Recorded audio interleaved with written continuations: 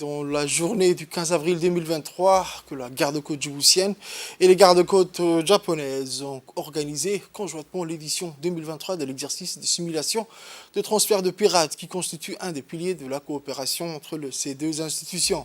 L'exercice a débuté par un briefing sur le déroulement des opérations à bord d'un navire japonais au port de Djibouti qui a rassemblé l'ambassadeur du Japon à Djibouti, son Excellence M. Omio Utsuka, le colonel Waïs Omar Bogore, commandant de la garde-côte djiboutienne, et le représentant résident de la JICA à Djibouti, M. Kaneda, ainsi que plusieurs officiers des deux institutions.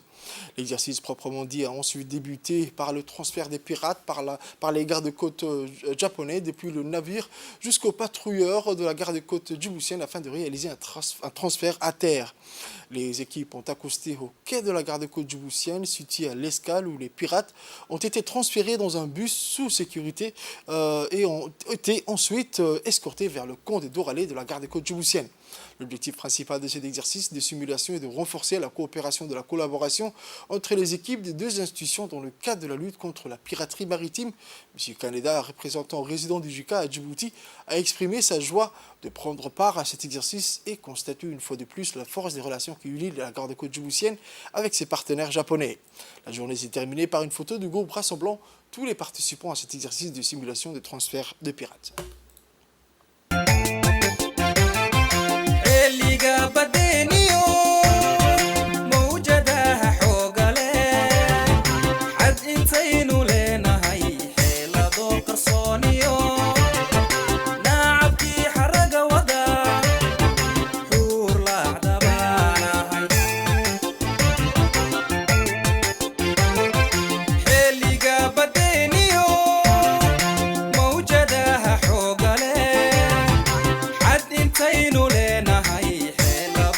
Je suis très content d'être ici et parmi vous, de voir l'exercice conjoint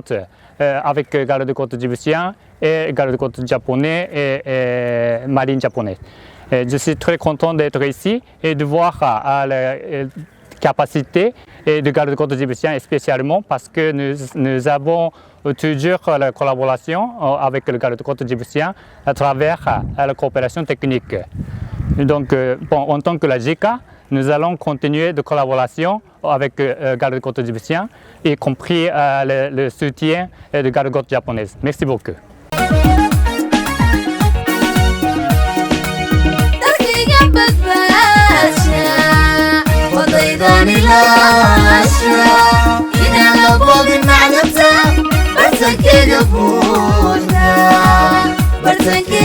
bartankayga buuxda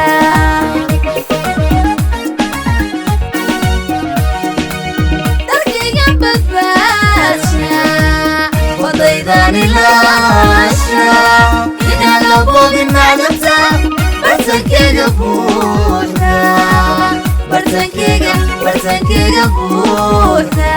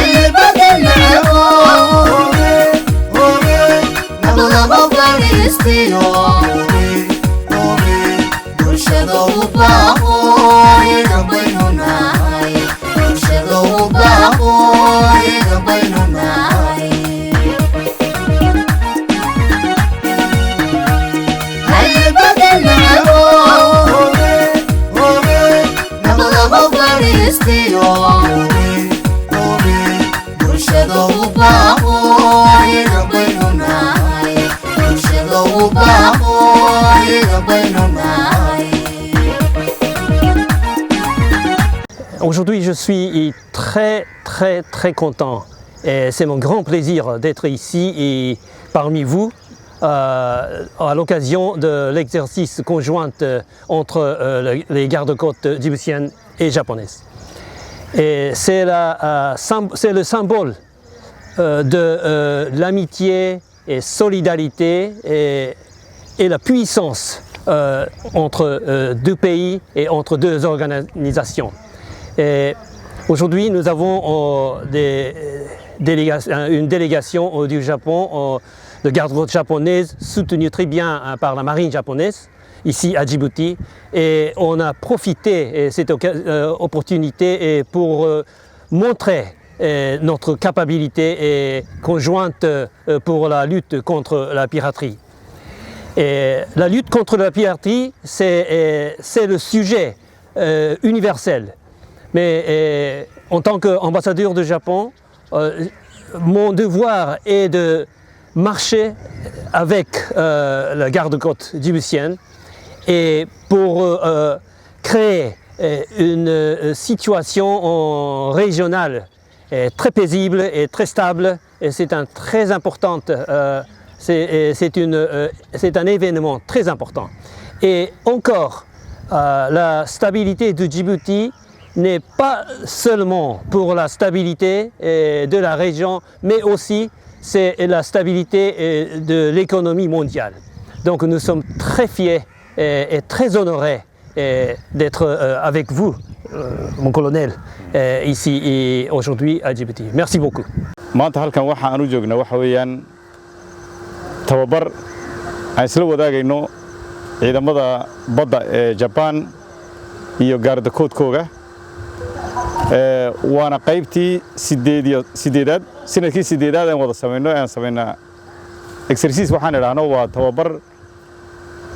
nabadgelyada badda ku saabsan sidee badda nabad looga dhigi lahaa iyo maalka dul socdaba saadaradeed halkan saddex qaybood ayaan maanta ka koobannahay oon ciyaartan isku diyaarin cadow badda jira sidii badda looga badbaadin lahaa isku diyaarinayno waa ciidamadii gaardakoodka Japan gaardakoodkii Djibouti iyo ciidamada badda ee Japan waxaana ku soo qaadanay tusaalo burcadbadeedkii oo badda dhibaato u geysanaya oo la qabtay ay marka horeysay ciidamada badda ee Japan ay qabteen iyo gaardakoodkoogu inay annagana aan ugu tagna badda oo halka ay joogaan aan ku garab gallo kadibna aan soo qaadno oo keenay Djibouti oo geyno sidii loo xukumi lahaa cadowga badda waa qaybtii sideedaad saan sheegay si fiicanna way noogu dhacday ilaahay mahadi halkanna waxaa jooga ambassadorka Japan iyo gaardakoodka Japan iyo mas'uuliyiintoodii waxaan ka faa'iideysanayaa fursadan inaan u mahadnaqo labadeena dawladood Djibouti iyo Japan iyo madaxda sare labada wadan labada ra'iisul wasaaraha presidentga iyo ra'iisul wasaaraha Japan annagoo hirgelinayna aragtida dheer ee madaxweynaheena Ismaaciil Umar Geele ilaahay xafido umriga u dheereeyay iyo aragtida ay kala yihiin hoggaanka sare Japan Prime Minister koogu helinkii ay jeexeen ayaan annaguna fulinaynaa hawsheena noo diray ayaan fulinaynaa wadajir baan u fulinaynaa sidii loogu talagalay inay u dhacdo yaa ku dadaalaynaa insha Allah wayna u dhacday wayna u dhici doontaana waxa mahadnaq iska leh